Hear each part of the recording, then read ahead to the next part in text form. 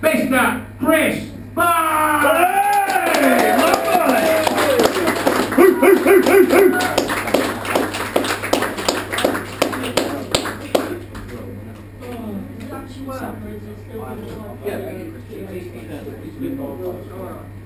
So tonight, welcome to No, like them two, and then one of yours.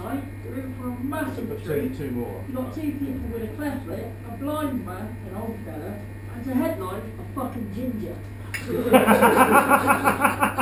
my name's Chris Barnes, and I didn't realise until early this year, I did a radio interview with a guy called Bernie Kay. You might have heard him, he's a massive band.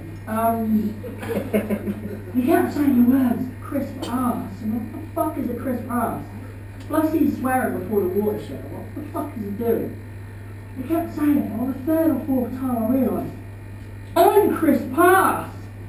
My name's Chris Arse! And I was like, for fuck's sake, I feel like my name's Peter Files from the IT crowd. So tonight I am actually popping my cherry, so let's take it nice and slow. I mean, if I finish too early, you know, it's either because I got too excited and rushed, or it's just because I'm really shit. So we did a meeting about this comedy night at the venue that it was meant to be at, and Jack put on the show, so you're headlining, mate. I mean, we've done a great job tonight, mate. So I stupidly volunteered to go first, and I went home to my missus, and I said to her, oh, I'm really worried because I'm first. And she goes, oh, don't worry about it, you'll be fine. I'm like, are you sure? And she just goes, yeah, because I see you more of a warm-up act anyway. Whatever the fuck that means. So I'm actually a musician. Usually I'm sitting at the back behind the tub, so I've never been front and centre, so this is new to me. I've always been into music, and I remember as a teenager I had hair down to the bottom of my back. I kind of looked like a really shit Tommy Legolas that you'd order from Wish for your kid's party. So from the front, Iron Maiden t-shirt, sweatbands on, you know, big old frown on, hair metal, yeah.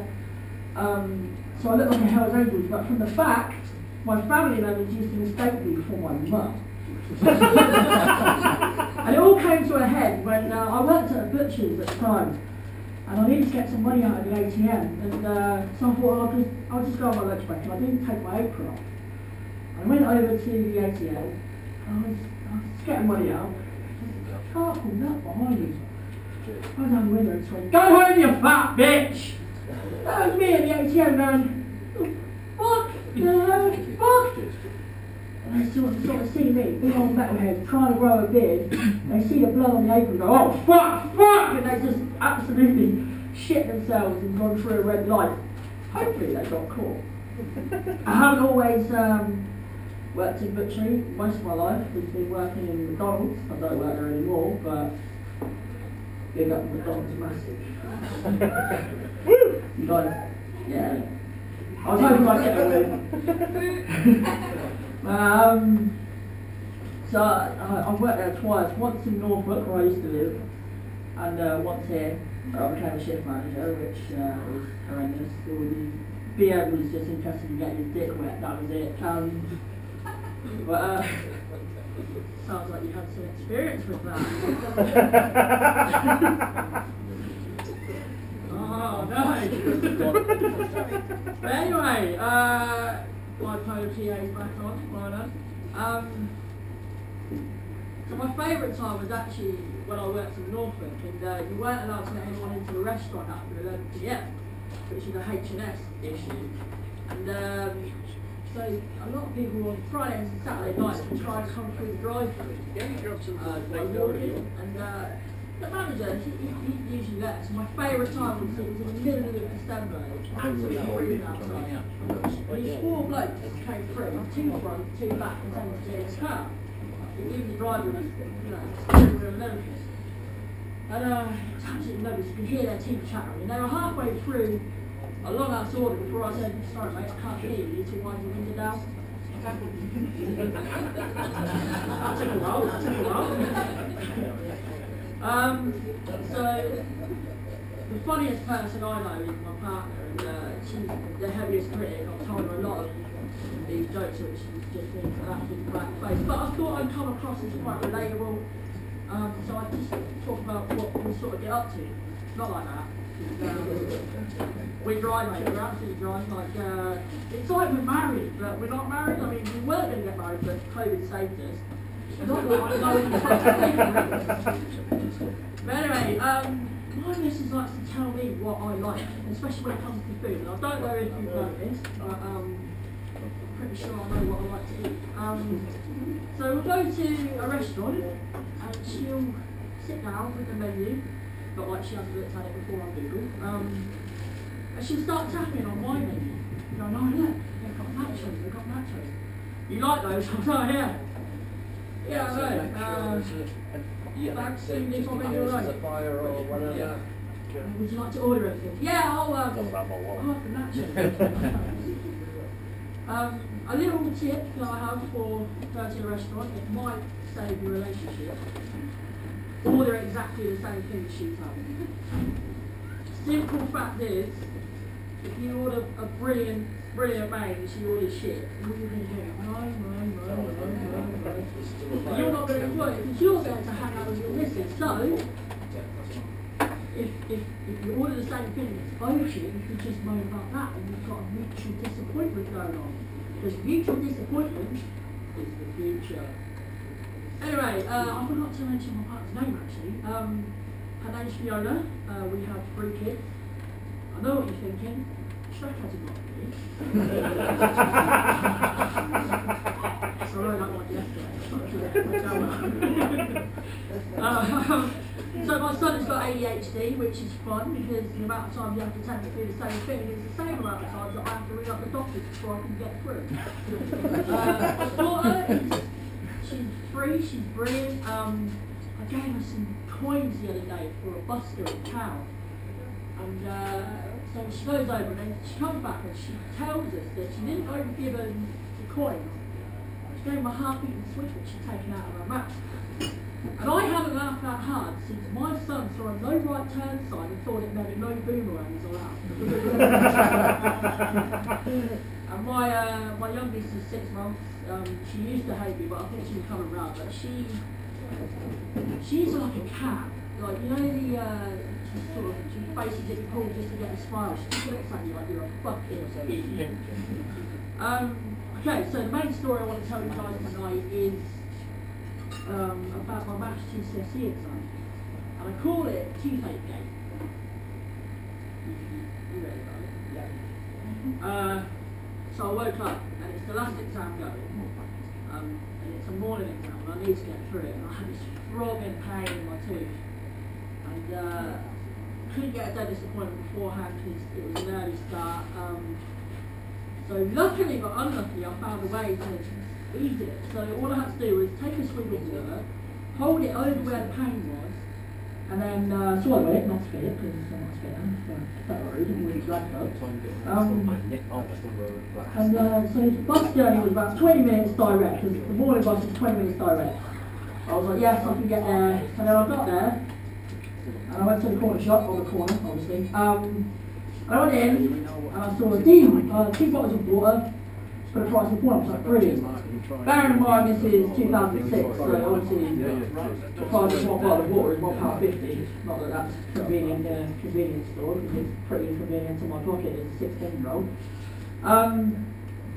So I've got my 2 bottles of water, 2 prices too, and I walk into the exam, and my IT teacher, who looks exactly like Louis Walsh, just a paper picture, goes, oh, the answer to everything is 42. I'm like, fuck off! It's a fucking math exam. It's not Hitchhiker's Guide to the fucking Galaxy. So I sit down and start doing the water test because my tooth is obviously still painful. Now, I don't know if you know, but the average bladder, it takes water and it turns it into urine at a rate of 100 millilitres per 10 minutes. So about 20-30 minutes into the exam, I'm sweating. And I really need to go. And I mean, like, badly. And you think to yourself, Chris, why don't you just go to the toilet? Right, here's the thing, I've got a mate called, he used to be called Specky Perry, but he's now called Pissy Perry because he went to the toilet during mock English lit exam, and ever since then, it's been 15 years, still to this day, when he walks into a room, people still go, alright, Pissy Perry, you need a piss, do you? I am not prepared to be called Pissy Chrissy for the rest of my life. Is that then? So there I am sweating. I've got two choices. Like, third one's out the window because Pissy Chrissy, not happening. One is to stop drinking and enjoy the toothache until the hour is up because by now my maths professor has got out the fucking window. I have to redo the college, cheers. Or two, keep doing the water trick so the pain is easing, but keep putting pressure on my bladder, which fucking hurts. Luckily, but unluckily, I made it to the hour, and I mean, like, by the skin of my teeth, because as soon as that hour was up, I shot my hand up, and the teacher said, fucking Angie's coming to get the exam paper. As soon as she did, I sprawled out of there, and I sort of walked out there like I was on a fucking catwalk, trying to piss myself. And I don't know if anyone here's got eczema, but when you have a steaming hot shower, it's, your eyes roll into the back of your head, and it's your own form of heroin. It was better than that. What I'm saying is, that piss that I took at the end of that was better than taking heroin. Not like that. I'll take heroin. And you think to yourself, oh yeah, great, story's over. No, I still got to get home. So I still got so me and my mate Tom, we went to the bus station in Mildenhall, which is where I went to school, near the RAF base, if anyone knows anything about it. So I went for a whiz at the bus station. I filled up the bottles of water, because they were gone by now, and got on the bus. I was like, yeah, cleanse. So I'm on the way home, and halfway there, because you have to go through all the villages, it's a good 45 home. And I said to my mate, oh fuck, I need to go. I need to go to the fucking toilet. He's like, what? I'm like, yeah. She's like, not here. I'm like, mate, yeah. And so I said to him, can you just go down a couple of seats? So I down the water, I take the label off, because I'm not a fucking idiot. And then I take a piss into the bottle, get Chris Juicer out, and take a piss into the bottle. I don't know if you've ever drunk loads of water in one day, but it comes out like clear water. So that's why I took the label off.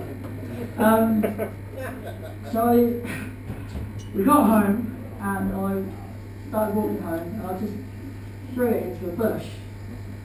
I got home, I said to my mum, I've got a really bad toothache, I'd like to do this water trick. Okay, no worries. Dentist appointment that afternoon, and in the meantime my bedroom's right next to a toilet. Weird. Fast forward a month, and I'm going out with Tom again, getting drunk obviously, and I see the bottle in the bush. Now I don't know if you noticed, I'm not a bit of a sporty person, but in my head I'm going, you're going to fucking kick that. So I go to kick it, I miss, I trip over it on my other foot, legs flying in the air, I land on it, get it soaked into my month-old piss, and the worst part was, my shoulder hit the ground, knocked me in the fucking jaw, and gave me another fucking toothache. Thank you very much, everyone. Whoa! What about that? Yeah, keep it going.